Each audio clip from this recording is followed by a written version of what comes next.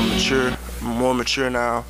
I've improved, and I'm a different quarterback from a year ago. I gotta give credit to him, coming in last year as a true freshman, leading his team to a national championship, so he's done an incredible job over there at Alabama.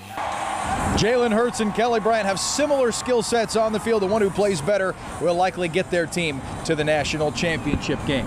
Welcome back. I'm Brad Fralick with WYFF. He's Don Haas with WVTM 13 in Birmingham. This game may come down to who plays better at the quarterback position. Last year, Jalen Hurts, a true freshman in the national championship game against Clemson. This year, he's the one with more experience. Yeah, he almost won the game for him last year in Tampa. Remember that? Well, Hurts has put together another solid season for the Crimson Tide, and he's doing it with a brand new offensive coordinator in Brian Daboll. 8 rushing touchdowns for Hurts, 15 passing touchdowns. Most impressively, take a look, only 1 interception in 223 attempts. The sophomore from Texas says facing an opponent like Clemson for a 3rd straight season, a lot of people are talking about it. He says it is nothing new to him. We do that every year in SEC play. A lot of guys that we see often, see a lot, but regardless, we have to come out and execute. We have to be efficient in what we do, and we have to play good football.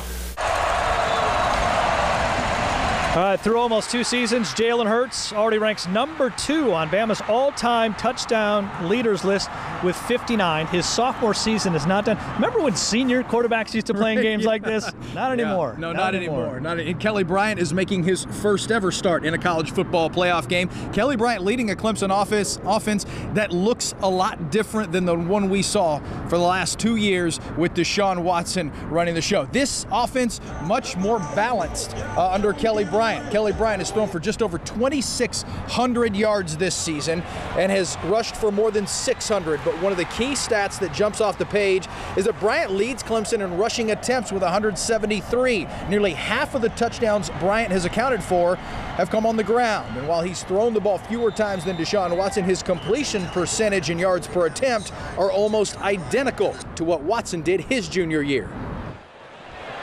After, championship game last year, everybody was talking about, how we wouldn't be back here, who was losing a lot. It was people, question marks on a lot of positions in the offense, especially out here at quarterback.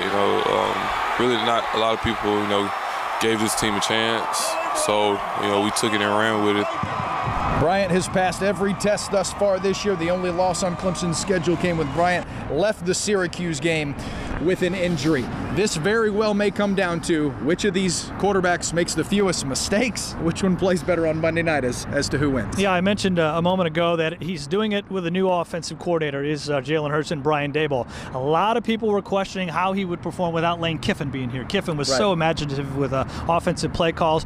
Daboll has a New England Patriots background. He was a tight ends coach. I don't know if the growth has been what a lot of Tide fans hope for, but again, as we saw in those stats a moment ago, pretty solid. I don't know that any Clemson fan could have expected Kelly Bryant to play as well as he has in his first year as a starter at Clemson. Same as Bama last year. Right, exactly right. Kelly Bryant has been phenomenal as the starter this year. The leadership, Dabo Swinney said, was there from day one this year. We'll see if that gets to the semifinal game behind us on Monday night in the Sugar Bowl. Clemson